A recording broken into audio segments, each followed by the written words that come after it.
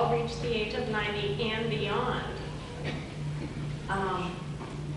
Besides being 90, they are amazing people. And I felt we had a lot to learn from them, and it really is true. It's so enjoyable just sitting up here talking with them. So I hope we'll introduce everybody on the panel and then open it up to the audience for questions as well. First, I'll begin with Sophie Krish. Sophie, do you want to say a few words? Shall I tell them where I went yesterday? I'm so old that I went to see Bobby Vinton yesterday. And I remember him. And he's just as good today as he was 50 years ago. So, and I'm so glad that so many of you showed up to see us. Thank you. Sophie, where are you from? Well, originally from Thompsonville. Not Enfield, Thompsonville. I grew up here with my brothers and sisters, and I hope to stay here till the end of my life because I love Enfield. I love Thompsonville. It was a wonderful place to grow up with lots of things to do. Lots of things to do till today. We're very lucky, the seniors, that we have so much activity. So, Charlie? Well, hello all. She and I, she says we're old, but actually we're the two youngest people here. We are. 91, two of us. And we went to school together. We graduated together. And she ran the dances at the Polish National Home for years. And I went there and danced with her and all the other people. So I'm happy that she's here survived and here with me. I was born in Enfield, or Thompsonville, like she said, not Enfield. And I lived there, and still living here. I started out on Windsor Street and ended up in Hazardville because I married a Hazardville girl. And now I'm going to marry another Hazardville girl. She's sitting in the front row here. I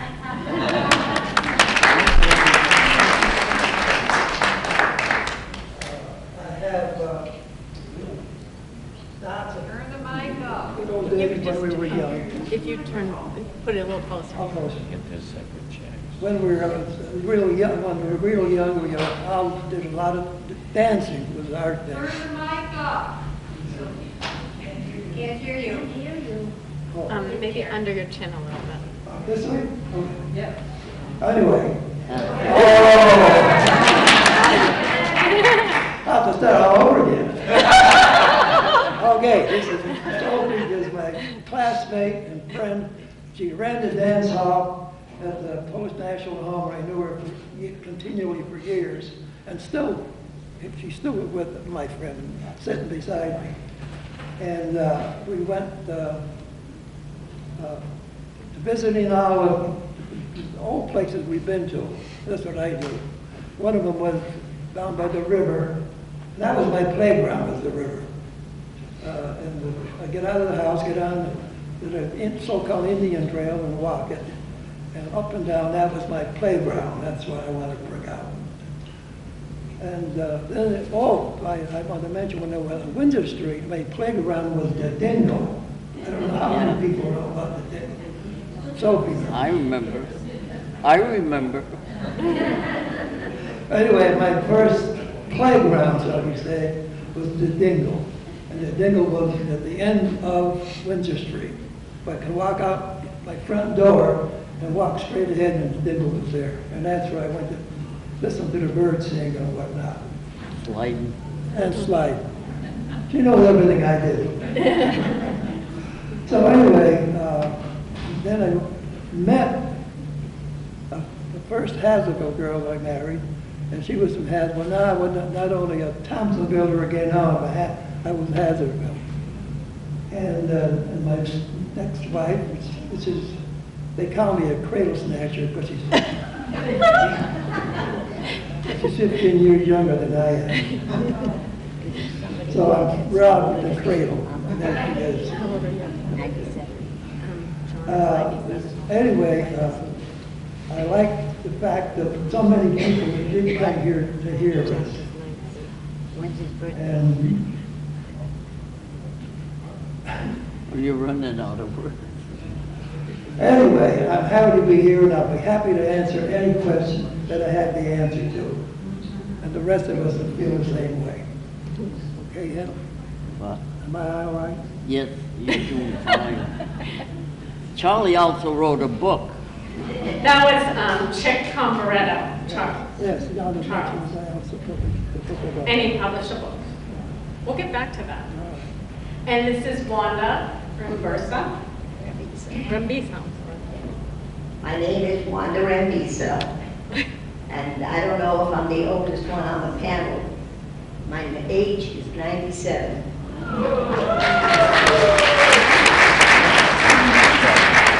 I just started using my little buddy here about 6 months ago. I was doing fine. I still drive. Doing good.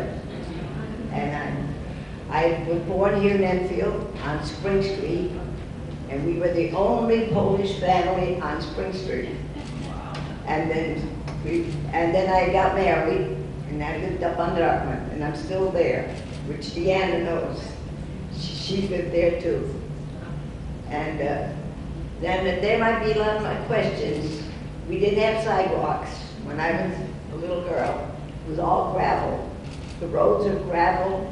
We didn't have refrigerators. We had Iceman, Robbie. Ice He box. used to come over and chop what kind of piece of ice you wanted for your ice box. And I mean, I go way back. And there was only a few cars when I was a little girl.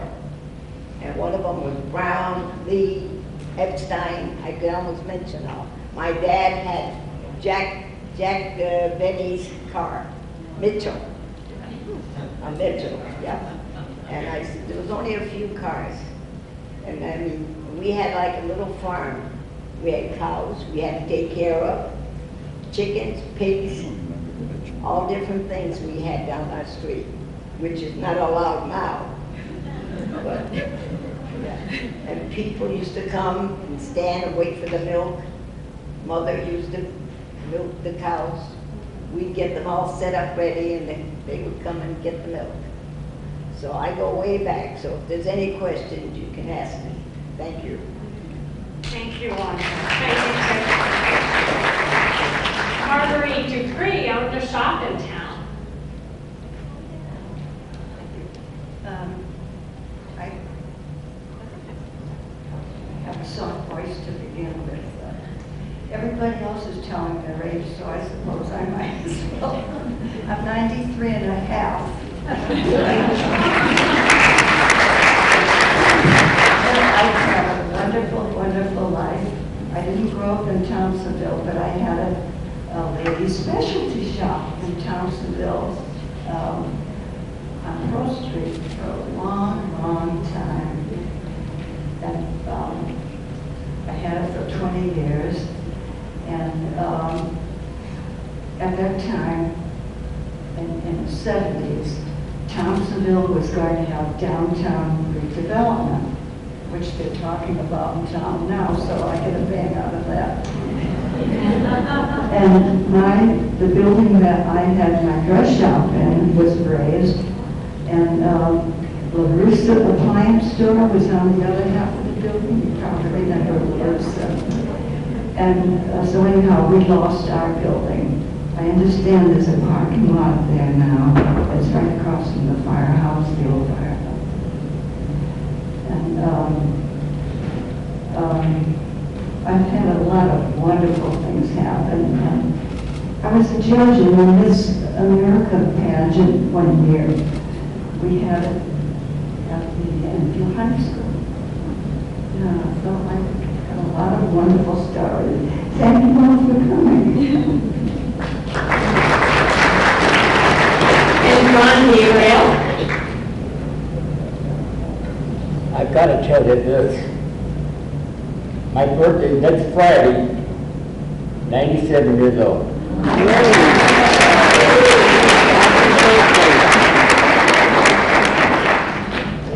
I joke with my children by telling them I'm still available. You had to announce that. Line up, ladies. I originally come from Hartford, and I also have been a member of the local 218 Hartford Steam Fitters local for 63 years. Talking to Michael. And I did a lot of plumbing and heating work here in Enfield as a contractor. And Can you hold it a little higher so we a little higher? Oh, okay. Did I miss anything? No, it's good. I forgot what I was going to say. I'm sorry, John, I'm sorry, that was my fault. Well, anyway, I spent most of my years in Hartford, and I came here in 1951. So I guess I might say I am a native, more or less. And that's about all I can think to say. That was a good introduction. Thank you very much for inviting me. But John, we'll keep you. We'll keep him.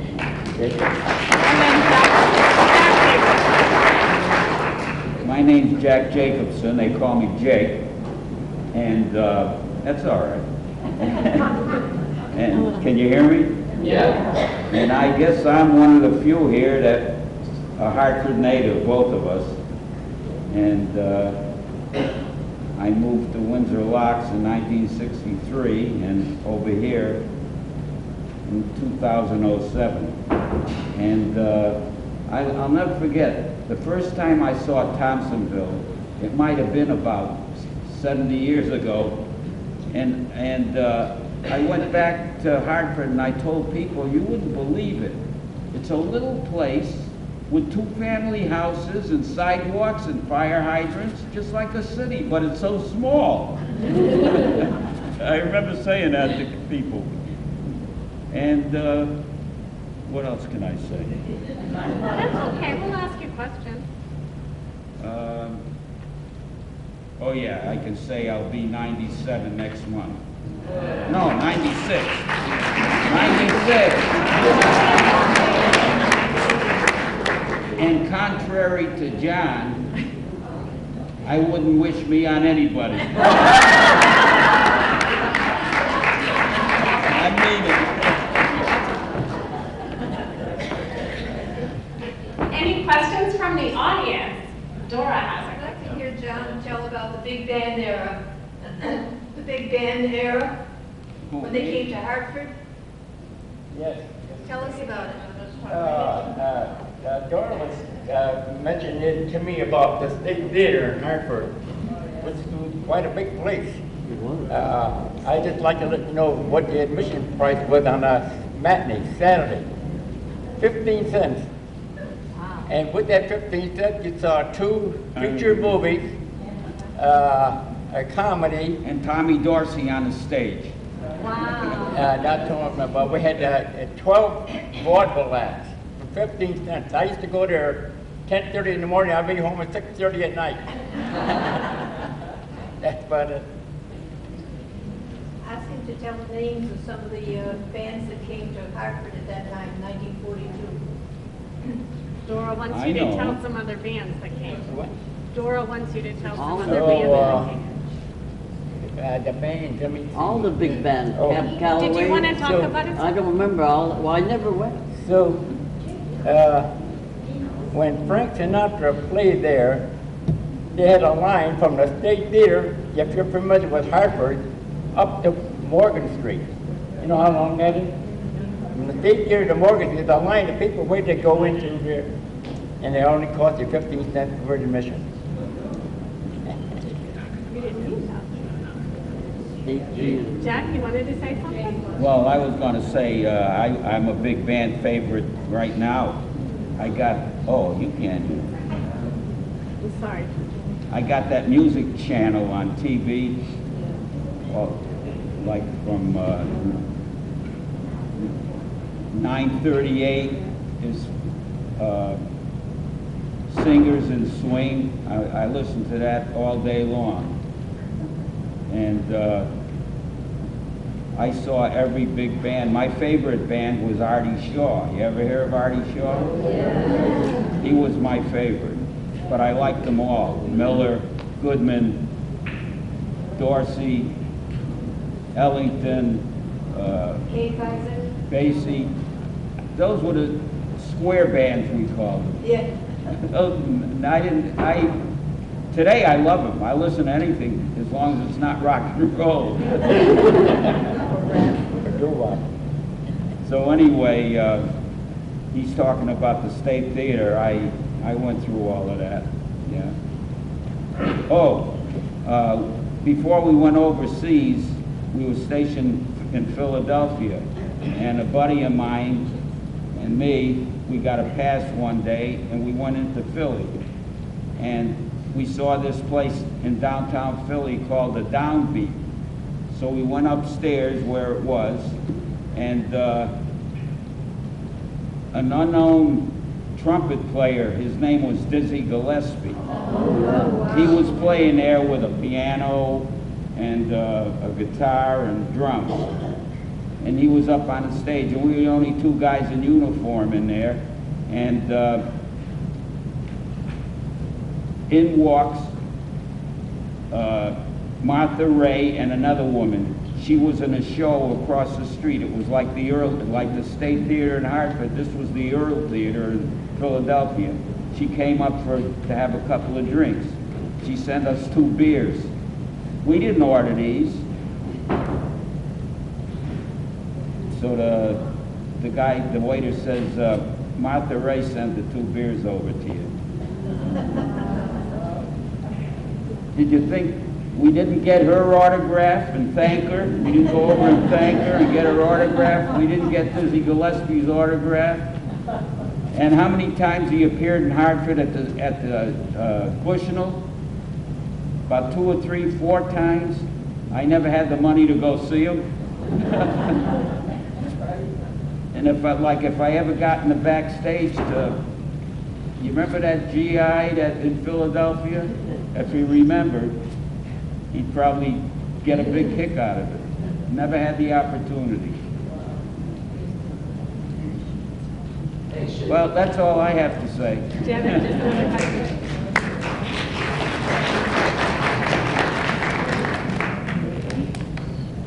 We have somebody here who wants to ask a question. Who are you? Sarah. Hey Sarah, what's your question? How is it like, how much, how much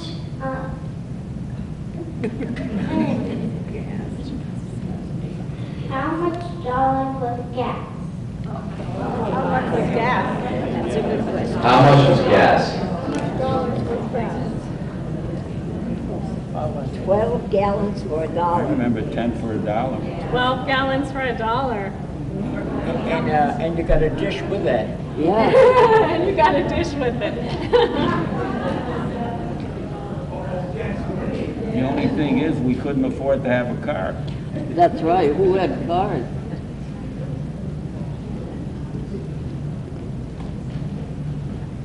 I'll take that one. I bought a 1931 Ford, $50. Thank you.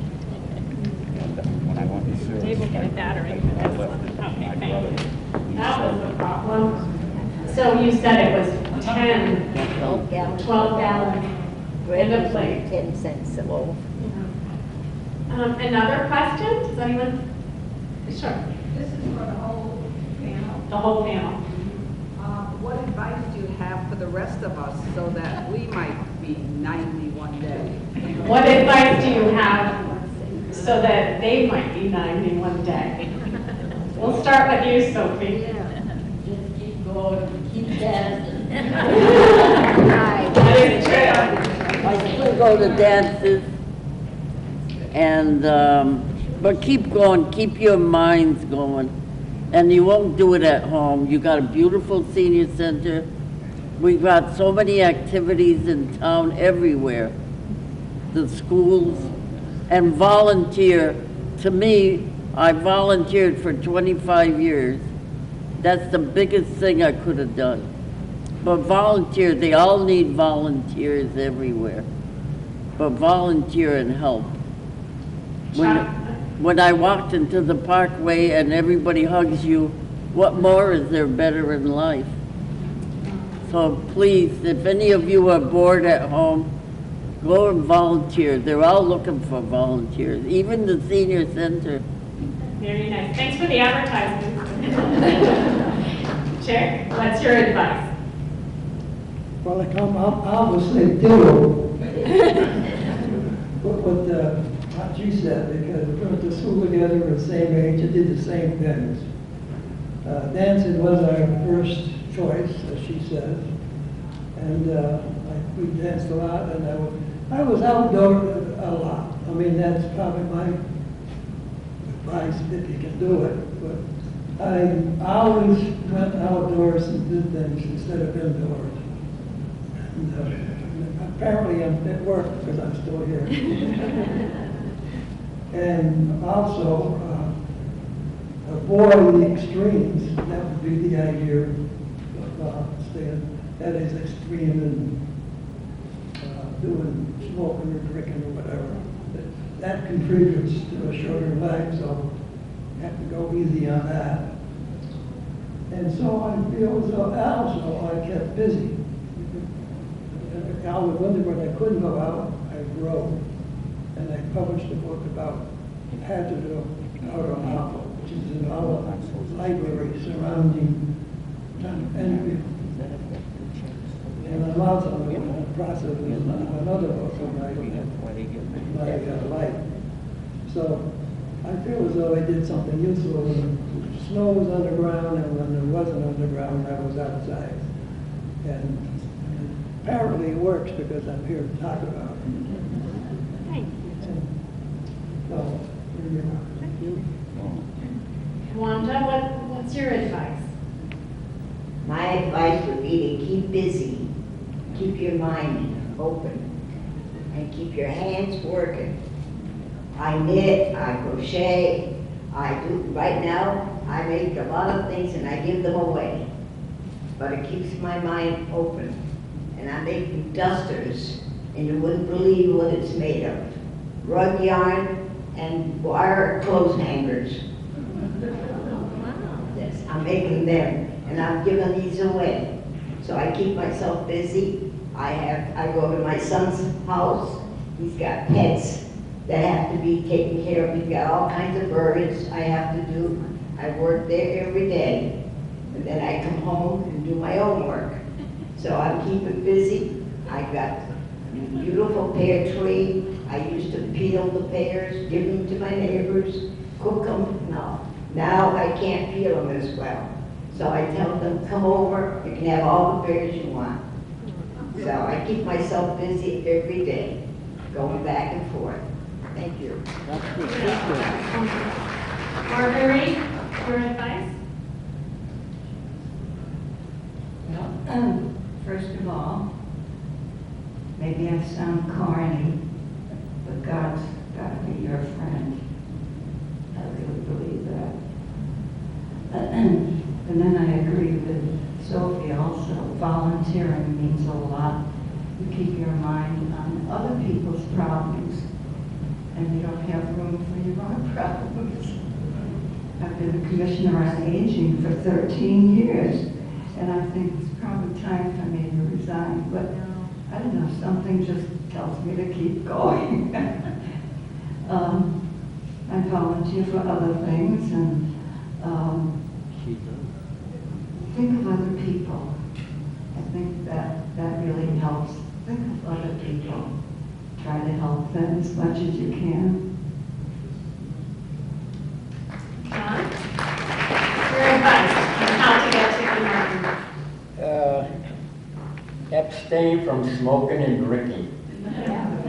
You never smoked? Well, like all kids, I tried it, and it didn't agree with me. And it's also applied to drinking. If I overindulged, I couldn't hold it on my stomach. It always come up. So that was a good thing. But I would advise the kids today, especially today, do not drink or smoke. That's about all I can say. Jack? Well, you guys said it all, but good luck, God, and the right pills. The rest stays good.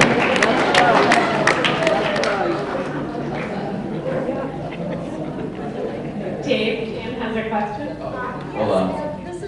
This is for the whole panel, What do you like best about being in your 90s? Okay. Now it's not down to Jack. We'll start with Jack. What do you like best about being in your 90s? Nothing. I'm sorry. What do you like best? I wish I about was being in your 82. What do you like best about being in your 90s? About being 90? Just recently, I was showing pictures of my grandson who just completed his officer training school graduation in Newport, Rhode Island. And now he applied to be a Navy pilot, and he graduated. He's an ensign right now. That was a big thing for me, to have my grandson to become a Navy officer.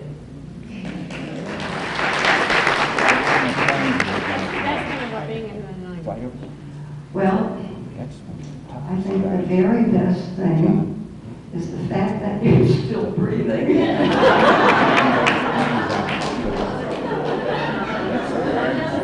best thing about being in your 90s? Well, the best thing is that you can take care of yourself. When nobody else is going to do it for you, you have to do it. And I try to keep busy, keep my mind open. That's about it now. About 90, okay. I'm happy that I'm 90, and I know that I've lived almost the limit of life. The other people have to wonder when they're going to can live to 90. I already lived to 90. So everything from now on is roller coaster. And I always think of my friends I had all those years. And I have pictures of them all. And unfortunately, most of them are dead. I know practically the only survivors. I belong to what they call a Romer's Club. And I'm the only one survivor, and he's younger than I am. All the rest have died. I belong to other organizations, and they all say the same thing. I'm the sole survivor. So I'm happy to be here. And I know that I got to the limit of my life. Thank you. Sophie? Well, I'm just happy to be here and enjoying every day and taking my medicine like all the rest of us. So, but I'm very happy to. Are there any more of you 90 out there that won't admit it? I had a mother that lived to 101, but she would never tell her age. So my sister would say to her, boy, if I was 100 years old, I'd get a sweatshirt. I'm 100 years old, but she would never admit it. But enjoy every day and all the benefits we have out there. So I'm very happy, and I'm happy that I live in Thompsonville, because I could live in Arizona or Florida. I have a daughter in Arizona and a granddaughter, and my son lived in Florida, but I don't want to leave Enfield, because I love Enfield, all my friends and all the people here.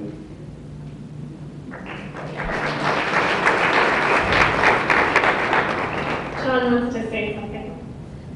Oh, I forgot to mention that before, but I keep reminding my children whenever I have a chance to say, I may not be the best father in the world, but there's none better.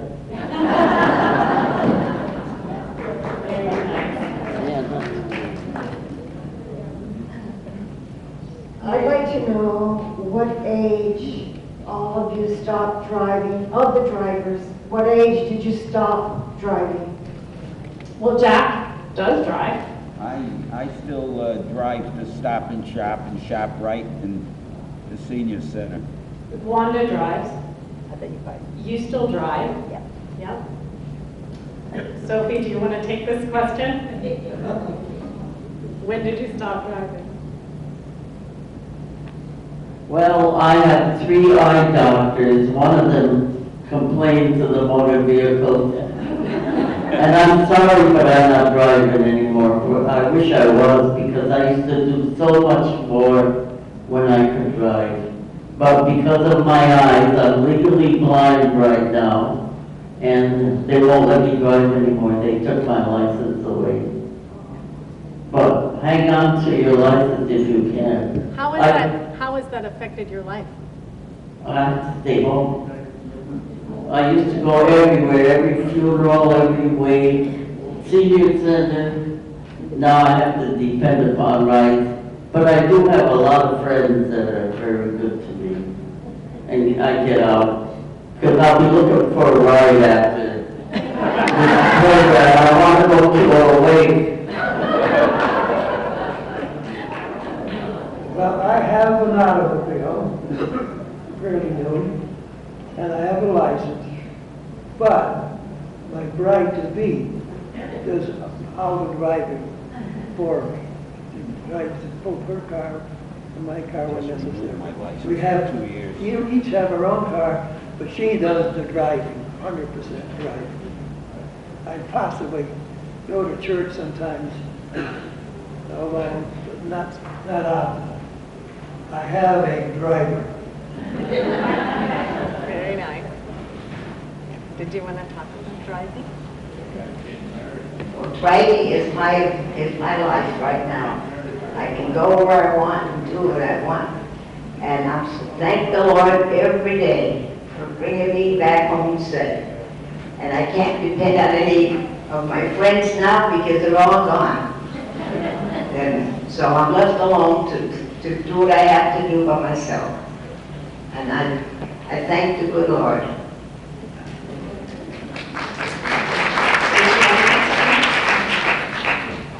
I am still driving. It seems like such a joke when people say to me, "Are you still driving?" Of course. In fact, right now I'm thinking about getting a new car, but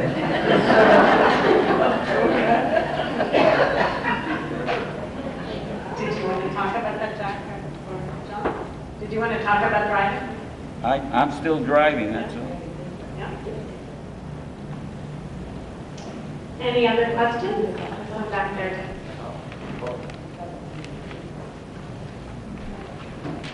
Do you think what you ate over the years compared to what we eat now had anything to do with you living so long? Do you think what you ate growing up, and do you think that is any different for your longevity than what people eat now? Did that make a difference?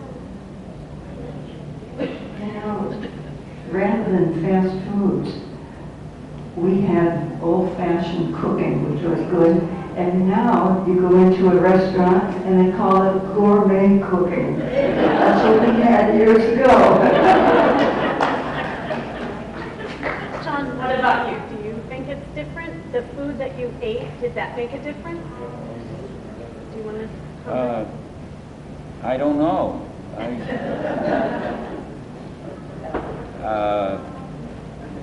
I grew up eating soup and meat. You know, everything was cooked in a pot. And now, I don't know what I do without the microwave. Did you want to comment about the food? Mostly, everything had to be cooked. Homemade this, homemade that. And my son still loves my cooking, homemade. And the kids today, they live a different life than we did. Very fast, very, they wouldn't believe what we had to do when we were kids. I mean, we had to pile wood in the cellar and to take the dogs out, do all the different kind of work we had to do. The kids today, they will look at you and say, they can't believe it. Yeah. No TVs, no radios, nothing like that before. We had to amuse ourselves and study, that was it. And thank you very much for having me. Did you want to talk about the food? Did you comment on that?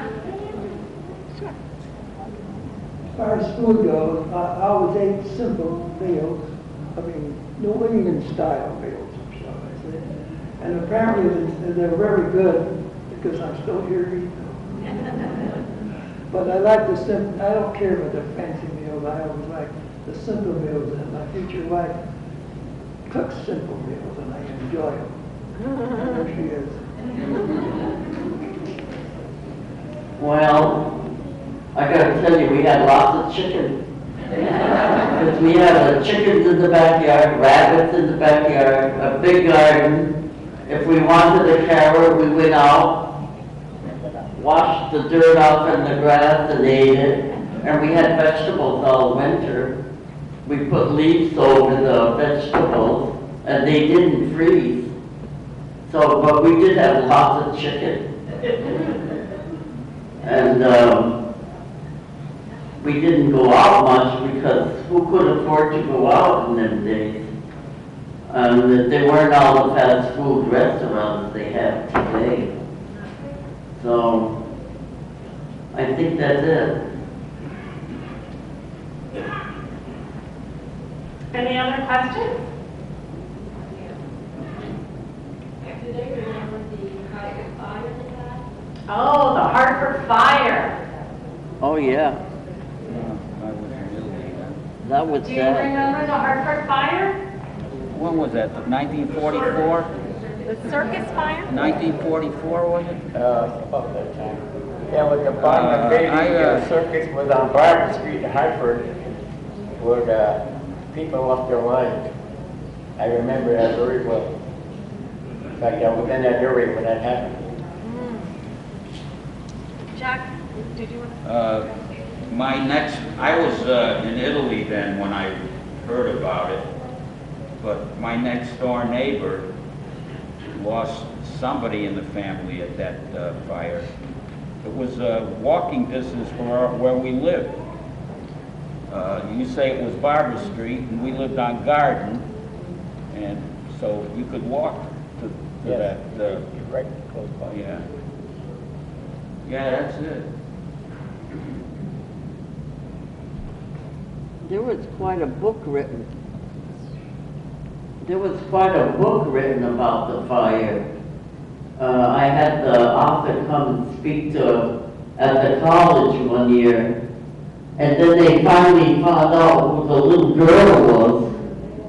Remember, there was a little girl, Bert, and they couldn't identify her. But I guess they kept on until they found her. But it was a very sad time for the area at the time.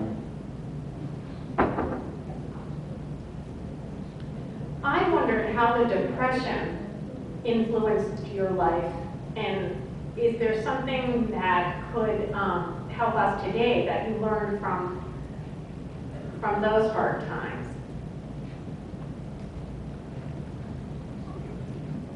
Oh, the Depression. It wasn't that bad because everybody was in the same boat. Nobody had anything until Roosevelt came along and straightened out the country. I don't know if you all remember Roosevelt, but he did make everybody go to work. Everybody had to work. They cleaned the streets. Remember Mr. Preisner used to have a little barrel and a broom and he swept the streets. When it snowed, they had all the men out there with the shovels, shoveling the snow on the trucks. But everybody had to work. So it really wasn't that bad. And of course in the mills, Bigelow was doing real well at the time. We had the biggest carpet factory in the world, And so, but everybody was in the same boat. Nobody had any, you know, your neighbors had no more than you had. And we had, next to where we lived on White Street, Mr. Denny had a little store, and when he had too much fruit, we would get the fruit. Neighbors shared in them days too. If they had an apple tree, they told you to go pick the apples.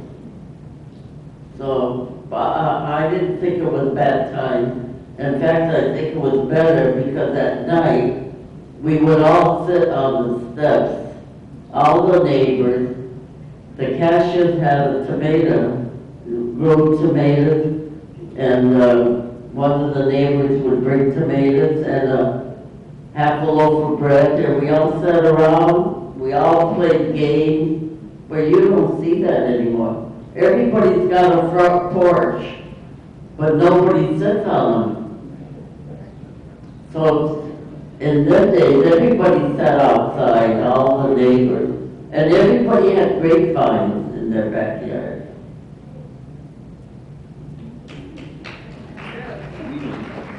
Well, there again, I have to say ditto for me. We went to school together, lived together, we think together right there. So anyway, I feel as though what we learned, what she said was that we learned to live with it. And we didn't, nobody complained. We just went along with it. We had less, but we're still surviving. We're here despite the depression. So it all depends on what you make of it, as far as what you have. What you have, you make the most of it. And nobody starved together. Nobody starved. Nobody starved. And we all got by, and we were all friends, so friendly to each other because we're in the same situation. That is all.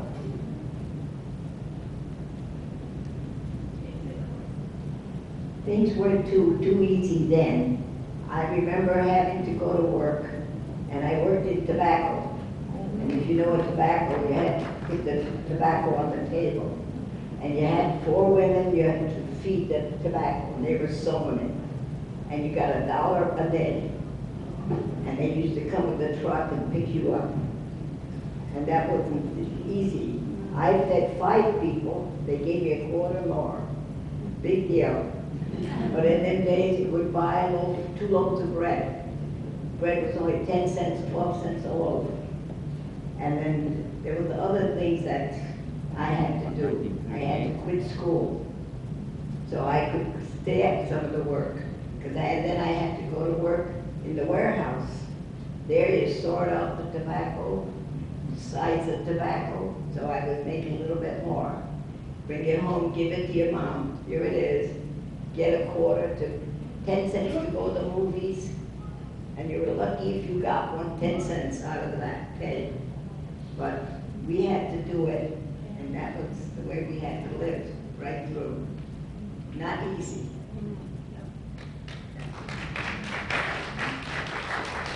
I don't really have any comments because I've always had a very fortunate life.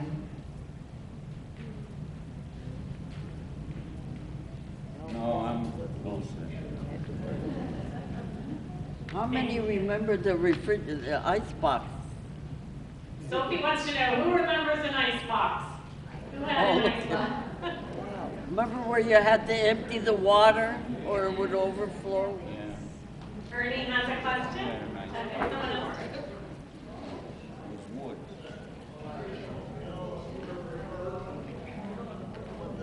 The 1938 hurricane. Oh, about the hurricane, the 1938 hurricane? Would you like to talk about the 1938 hurricane? Not ever, I remember we were flooded out. We lived in a flooded area in Hartford. And it was a hurricane and a flood. And I remember distinctly. No, it didn't affect us where I was. But it affected our town. Remember, it got flooded all the way down. They forgot to open the gates on the pond. And Faber had a carpet store. It all got flooded. In fact, Stanley Diner has pictures of the flood. He may have shown them. And it showed all the water coming down Main Street and flooded the whole area. I remember the flood. I was working in Ackerman at the time. And I was coming home and I had to cross the bridge. And I noticed the water was quite high. And when I got under the tunnel, as we called it, Yeah. you remember, the water was rushing down so much that the water was right at my feet in the car. And there was a car behind me, but the car behind me never made it. I don't know exactly, because I went there a couple of days after the flood, and I saw the car upside down in the brook. So therefore, I barely made it. I was the second to the last car to survive going under the tunnel. Nobody else ever did it after me. So I'm thankful that I survived and be able to talk about it. So here I am, flooded now.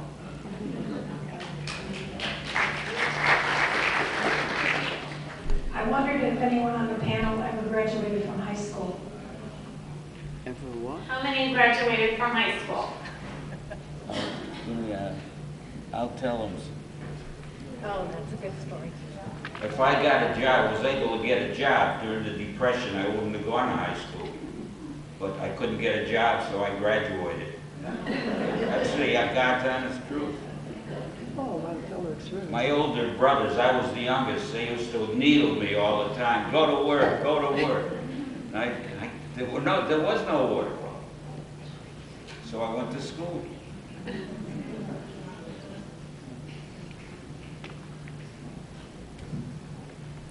Well, I wanted to tell a story in regard to going to high school.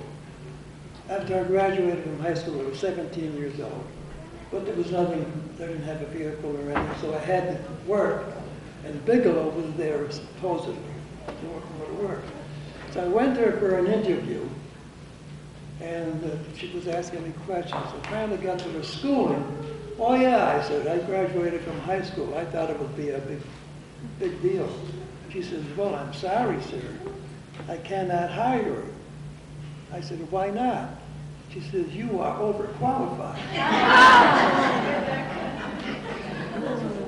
And speaking of tobacco, I also work in tobacco, and I want to tell you how it was about the tobacco smoke. We got dirty.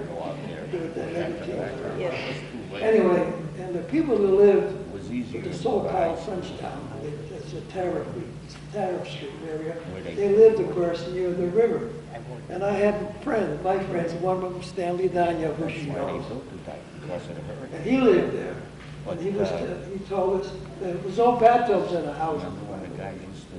So they used to come home from work to back and would go to the river to wash up. That was their back river. Fortunately, the house I had did have a bathtub, but there wasn't any when I first was born. There wasn't any at all. So graduating from high school was a big deal in our day, 1939. If you went to high school, you were... We only went a half a day. Oh, yeah, that's another thing. Because the town, our class was the first big class that went to high school. Before that, they did go, they went to work in Bigelow. But for some reason or other, I don't know, but our class was the big class, and all of them went to high school. Well, now, there wasn't any room in the high school for all of us. So we had to go to first shift and second shift. We did. Yeah. And so that it was early morning class and then the other class came in at noontime. Yeah. And that was our education. But despite all that, we learned. All of us, my friends, we all made out good in life. Every single one of us, all we had was a high school education. So I feel it was, our class was the first class, big class. I mean, I had to work go to school second shift. I thought I'd like to mention that. That's another thing, the education today sometimes leaves me. We had some wonderful teachers down the years, and we learned, when I went to kindergarten, but they had no room at the Higgins School, so you know where my classroom was? In the basement. They didn't build new schools. They made room, and they had to do with what they had. Today they build new schools, spend millions of dollars. A new magnet school. Did anybody see the new magnet school? Well, in them days, we didn't build new schools. You just had to do what you had to do. And we learned. I didn't know a word of English when I went to school, but the teachers would say, stay after class and we'll help you. I don't think that would happen today. That's why I think the education needs a lot to learn. I might add a little more to the way it was. I had a brother 10 years younger, older than I. And when he went to school, 5th grade was the limit. Once you worked the 5th grade, then you went to work at Bigelow. Then you raised it to 1 year more, made it 6th grade. Now the schools only had enough for 6th grade. So when it came time for the 7th and the 8th grade, as you know, we went to the A.D. Higgins School. The whole town had to go to one school to get to 7th and 8th grade. We were one of the first ones, the first 7th and 8th class in Enfield. Yeah. So, Higgins School.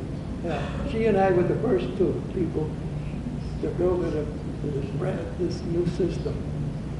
So we got something to talk about, the two of us, in our school. But the point I'm trying to say is that all of us made out well in life. And no bus, we had to walk. Oh, and there was no bus. No buses, we had to walk. And we all walked to school, rain or shine. And so all in all, I think our class was the best. Do you agree with me? I know. We have time for one more question. If you could teach young people today one lesson, what would you teach them? If you could teach young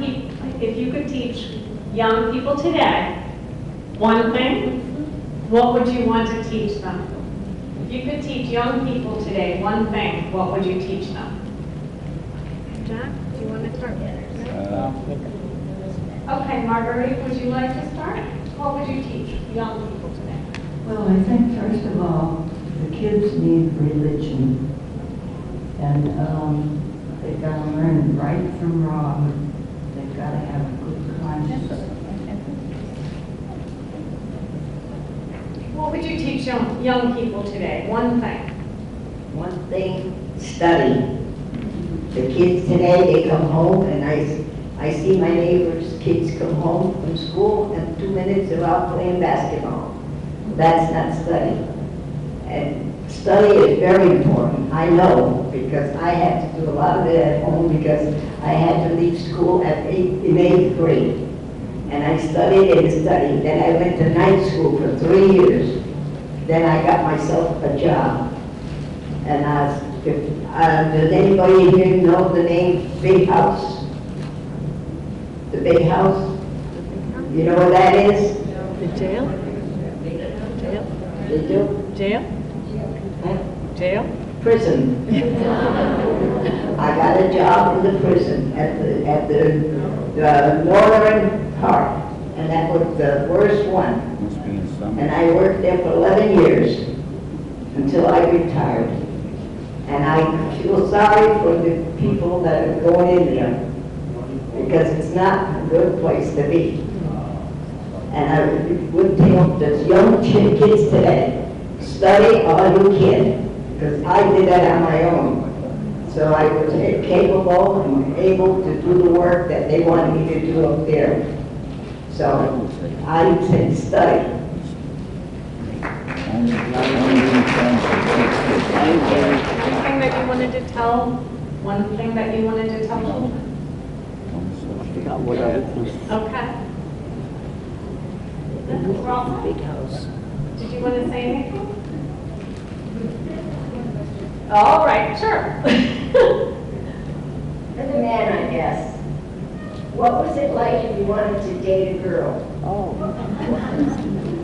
What was it like if you wanted to date a girl? What did you have to go to? When? Say about 14, 15. Oh, when you were younger. What was the question? What was it like if you wanted to date a girl for the men? Well, I'll mention, I'm one of them that used to go to the girls' court. Anyway, we had a protocol. When you asked a good girl for a date, it was your job to go to her house and pick her up and be introduced to her parents. That was a must.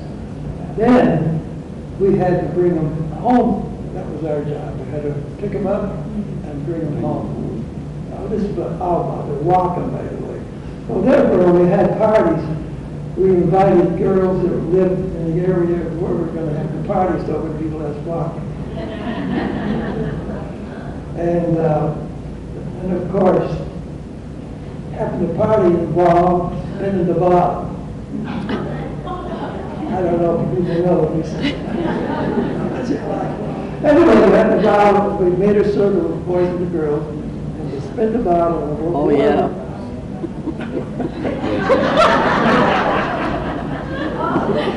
I forgot about that. I forgot about spinning the bottle.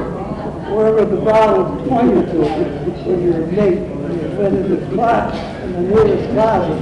I forgot about that. To do some bunny hugging. You know bunny hugging? No, that I didn't hear about. Well, let's stop. Right, this is being filmed. Did you want to say anything about dating? I missed that. Marguerite said she missed that. I don't remember. It's time to conclude now. I've really enjoyed this conversation.